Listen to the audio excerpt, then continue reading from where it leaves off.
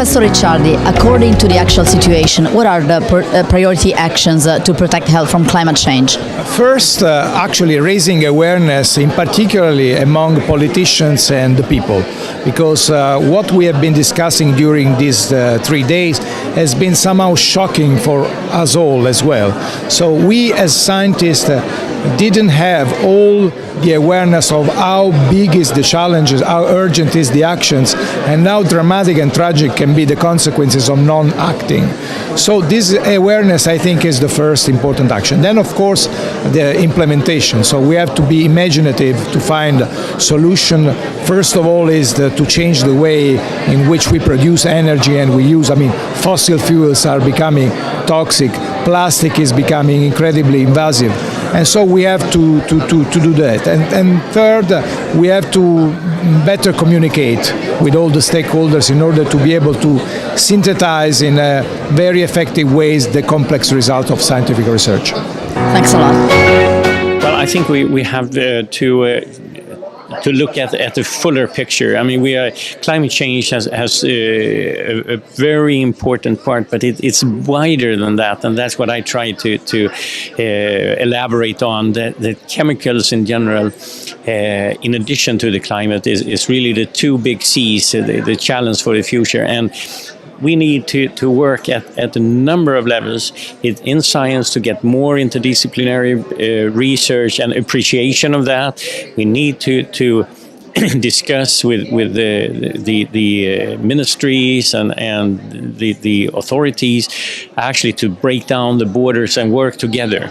Because now decisions are taken at one silo at a time and they may be conflicting. So there's lots of things to do, and we can also do a lot of good things in relation to business that wants to continue, that are eager to go for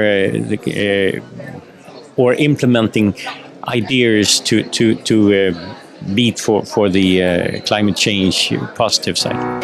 There are two types of actions that we need to take. One is to adapt to the changing climate that we can't prevent. So we're already committed to a change in climate to some degree. We've increased by 1 degree since pre-industrial times. So we need to adapt to those changing temperatures. For example, by having health systems which are better able to cope with heat waves or disease outbreaks. We also need to adapt our food systems so that, for example, agriculture and farming, food production becomes more resilient to climate changes. But the second thing we need to do, which is probably even more important, is we need to prevent further climate change, and that's called mitigation. So we need to reduce greenhouse gas emissions like carbon dioxide and other greenhouse gases. Now, of course, that costs money because we need to move towards a low-carbon economy, but it will bring many, many benefits with it. For example, we can reduce air pollution, and air pollution we know is a big killer. Air pollution probably kills many millions of people around the world, so moving towards low-carbon, zero-carbon technologies can clean up the air as well as preventing climate change. So we need to move towards a more sustainable economy, zero carbon technologies, renewable energy, cities which produce a much lower environmental impact than today, and also diets and food systems. So we need to promote diets which have a less of an environmental impact and are healthier, eating more fruit and vegetables and less animal products. Thank you for being at the symposium. Good question, but we have to be aware that we have to act as soon as possible. We have to act now, taking both adaptation and mitigation actions. That means we have to adapt in the current climate change in order to be ready for the climate change in the coming years. But this is only possible if we jointly tackle and decrease dramatically and cut our greenhouse gas emissions a lot. So both interventions are necessary to promote the sustainable life and to promote the good life for our children in the future. You mean environmental health or human health or environmental? Well, both. Both. Well, there are many actions we need to be protecting. If we want to protect our environment, we need to reduce the number of pollutants. We need to look at how the river situation is. I mean, for instance, to look at when there are events or floodings or water scarcity, how can we restore the river? So there are many things to protect the biodiversity in one side, and then to look for the increased number of pathogens when there is an increase of temperature or when there is a flooding event, for instance, but because some transport of contaminants or pathogens can occur in the river, and that can be also toxic. So this requires that the water river basin authorities they have an action plan on extreme events. Basically, I would suggest, because this will be more and more frequent now. Situations with a lot of water or with no water. So I think also of wildfires, what happens in other places like California, also in Southern Europe. We are used to this, so I think it's a prevention action. They need to be very careful about, or they need to predict, be aware that this may happen. And it takes time and also investment, of course. It also requires investment. Thank you for coming at the symposium. According to the actual situation, what are the priority actions to protect health from climate change? I think there are, obviously, it depends on who you're talking to. So there are a lot of actions. One of the things we have to do, obviously, is work cleverly and collaboratively. So we must work together to define what we're trying to achieve very clearly before we start. For me, because I work with healthcare professionals, there are three things. One is inspire them with what the future will look like, a better future. Two is empower them with the tools that they need to get there, so measuring resource use, understanding how we can achieve sustainable healthcare. And then three is transforming healthcare, and that might be done by examples of good practice from all around the world that we can share and learn from one another. Thank you so much. Dr. Boulay, according to the actual situation, what are the priority actions to protect health from climate change? Well, there's so much that can be done. At an individual level, it's important to be engaged. You need to be thinking about what your comparative advantage is, how you can contribute to this space, and it's also critical to work with others. So for the folks at this conference, there are a lot of scientists. It's so important to bring that scientific knowledge forward and collaborate with other folks that are working in business and in academia and in policy to make sure that the latest innovations are getting into the hands of folks that can then apply that knowledge. Thank you so much.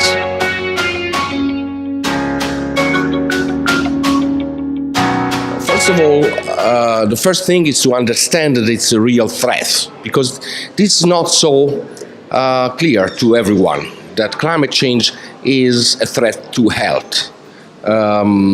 So not only for the heat waves, etc., but actually through its contribution to global pollution, it may really make a threat to chronic diseases, and not only to infectious diseases, which is now very clear that it happens. So the first thing is to make clear to the people that this is a real threat to the health of our globe.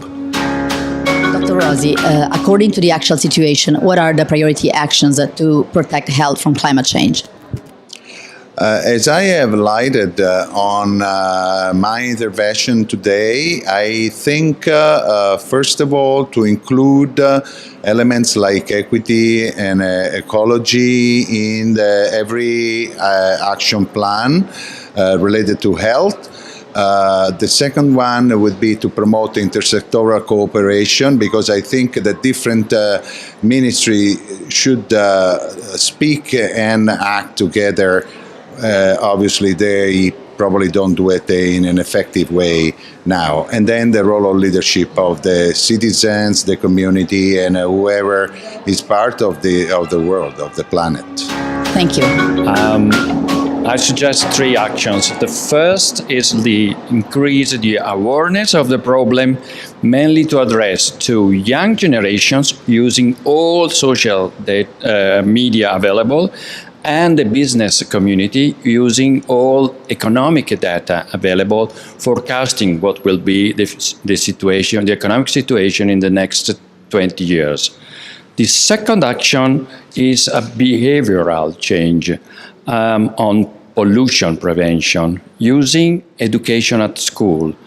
And this behavioral change should be similar to the action taken in the past to smoke prevention, to HIV/AIDS prevention, and also to car accident prevention, the similar strategies. And they should be devoted to a behavioral change at home, at school, at work, in hospital, and during the summer season in holidays vacation. The third action is the changing the hospital energy use to a green hospital in a green urban area. Architects, urban planners should work with all doctors and nurses to create, in order to create a so-called green community of scientists working for the benefit of the citizens, setting up immediately actions to reduce air pollution. There are three actions. So one action very important is education and awareness. People have to be informed on what is climate change and which are the actions that can be done at the individual level, for example. The second action is the advocacy. We need to have as many people as possible at the different level, population, government, authorities involved in this process.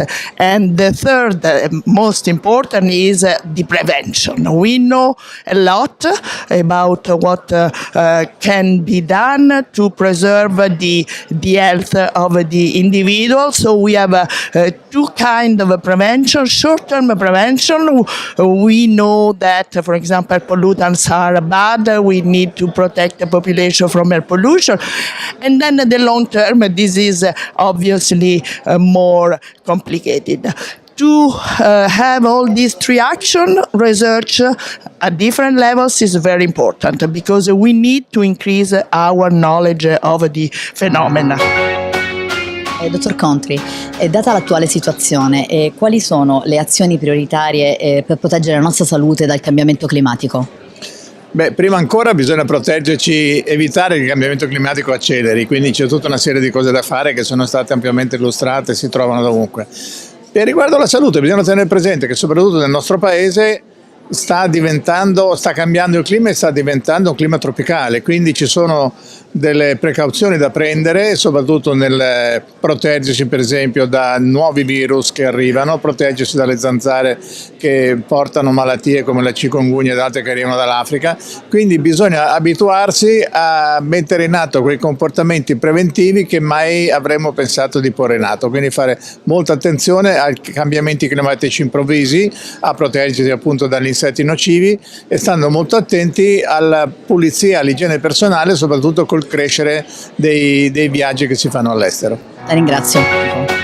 Io lavoro in un grande ospedale romano e quindi le do una risposta dalla prospettiva nella quale lavoro. Gli ospedali non possono essere lasciati fuori da un'elaborazione culturale legata alle anomale ondate di calore e alle conseguenze che hanno sul piano clinico, soprattutto nelle persone più fragili, per esempio gli anziani. Dal punto di vista organizzativo è necessario la formazione degli operatori e la presenza di progetti specifici che siano in grado di prevenire le conseguenze cliniche legate a anomale ondate di calore. Noi nell'ospedale Sant'Eugenio, nell'ASL Roma 2, abbiamo un progetto che si chiama Progetto Pitagora dal 2003, che nella comunità che appartiene alla nostra azienda è in grado di conoscere la lista delle persone suscettibili. Su questi siamo in grado di prevenire le conseguenze cliniche e anche di adoperare tutti quelli che sono i sistemi di cura nel caso in cui ci siano conseguenze cliniche legate ad anomale ondate di calore. L'ospedale spesso accoglie i fragili, ma non è un ospedale per i fragili. Lavorare con le persone anziane con problemi, soprattutto nell'ambito delle conseguenze cliniche anomale ondate di calore, rende l'ospedale migliore e più adatto ad affrontare qualunque emergenza. Grazie professore. Dottor Saiardino, data l'attuale situazione, quali sono le azioni prioritarie per proteggere la nostra salute dal cambiamento climatico? La prima azione è comunicare e informare. I cittadini non hanno la percezione di quanto il cambiamento climatico inciderà sulla loro salute e quindi partire anche da loro, responsabilizzandoli ma informandoli, è la prima azione che dovrebbe fare qualsiasi governo. Dal punto di vista della protezione civile sono molte. Innanzitutto capire qual è l'eredità dalla quale partiamo, ed è un'eredità veramente piuttosto preoccupante, essere consapevoli di quelli che sono i rischi, conoscere sostanzialmente qual è il contesto nel quale viviamo e cercare di recuperare gli errori del passato e vivere l'ambiente, il contesto in cui viviamo, appunto l'ambiente, in una maniera meno deturpante e più positiva. La conoscenza comunque è fondamentale, la conoscenza dei propri rischi, la conoscenza del proprio contesto è fondamentale per autoproteggersi quantomeno e quindi per poter rispondere. Dico questo perché in protezione civile vediamo gli effetti dei cambiamenti climatici soprattutto negli eventi estremi. E gli eventi estremi per noi sono situazioni piuttosto preoccupanti perché avvengono rapidissimamente, avvengono con preavvisi veramente estremamente limitati, per cui per noi la conoscenza, la comunicazione, l'informazione sono fondamentali. La ringrazio.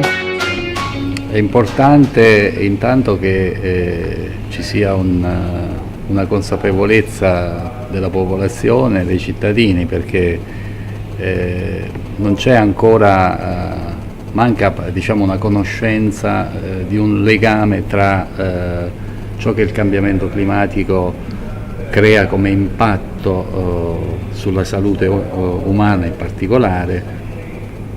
Quello che si vede di più sono gli impatti disastrosi che ci sono, quindi gli effetti meno percepiti, che sono quelli che cambiano tutti gli scenari ecosistemici, quindi c'è uno stravolgimento dell'ambiente di vita, no? Questo ancora arriva nella cultura del cittadino, quindi lo sforzo che noi dovremmo fare è quello di far collegare, quindi mettere i cittadini nelle condizioni di poter fare questi collegamenti che mancano. La ringrazio. Buongiorno a tutti, secondo me l'azione prioritaria in questo momento è un'educazione per rendere la cittadinanza consapevole, un'educazione che parta a livello primario dalle scuole elementari fino ai cittadini della società. Quali sono le azioni prioritarie per proteggere la nostra salute dal cambiamento climatico?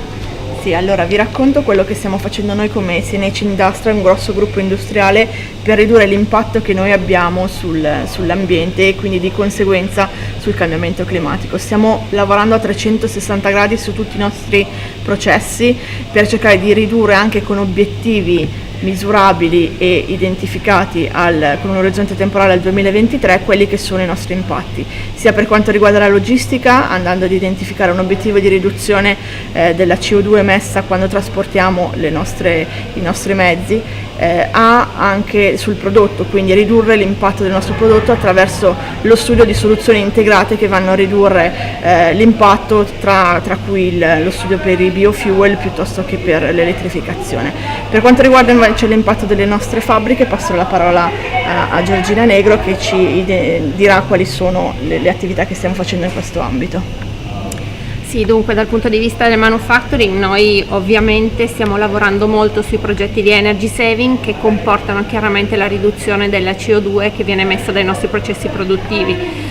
Soltanto nel 2017 per esempio abbiamo portato avanti in tutti i nostri 66 stabilimenti worldwide ben 320 progetti di riduzione di emissioni di CO2 e ovviamente conseguenti alla riduzione dei consumi energetici, quindi diciamo che l'impegno che ha l'azienda nei confronti del climate change è focalizzato in primis appunto sulla riduzione dei consumi di CO2 e sta cercando di sviluppare e di portare avanti processi che arrivino ovviamente ad avere il minimo impatto di CO2 sull'ambiente e di conseguenza sulla salute dei cittadini. E quali sono le azioni prioritarie per proteggere la nostra salute dal cambiamento climatico?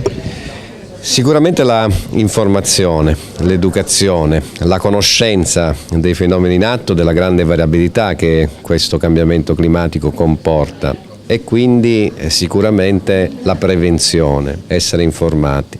A noi come agenzie regionali per l'ambiente spetta il compito di rendere fruibile questa informazione con le nostre capacità di conoscenza, le reti di monitoraggio ambientali, le capacità modellistiche, previsionali, meteo e climatiche, la fornitura di veri e propri servizi climatici che devono raggiungere i cittadini. Un esempio tra tutti, le ondate di calore estive che sono sempre più frequenti, in Emilia-Romagna vengono gestite attraverso l'emissione di bollettini di previsione delle ondate di calore che raggiungono tutti i medici di base, tutti i pediatri. Questo è uno strumento essenziale per poi dare assistenza a quella parte della popolazione più debole, più esposta all'impatto dei cambiamenti climatici. Quindi strumenti della conoscenza, informazione, responsabilizzazione e partecipazione dei cittadini. Tutti quanti siamo coinvolti, tutti quanti dobbiamo avere un bagaglio culturale e di informazioni necessario per affrontare i cambiamenti climatici. Lo possiamo fare in termini positivi, non con ansia e paura del futuro che ci aspetta. Sì, la cosa fondamentale è assolutamente quella di aumentare la consapevolezza sia dei cambiamenti in atto e sia dei rapporti che ci sono fra i cambiamenti climatici e la salute e capire che nel contesto urbano tutti, sia i cittadini e sia a maggior ragione gli amministratori, possono fare qualcosa di concreto nei loro comportamenti di tutti i giorni. Quindi le città si possono trasformare, ad esempio aumentando gli spazi verdi, per migliorare appunto la resilienza verso questi cambiamenti in atto e i cittadini singolarmente possono migliorare i loro comportamenti, ad esempio nella raccolta differenziata anziché in un consumo più consapevole del cibo, per a loro volta dare un loro apporto che vada contro appunto questa situazione.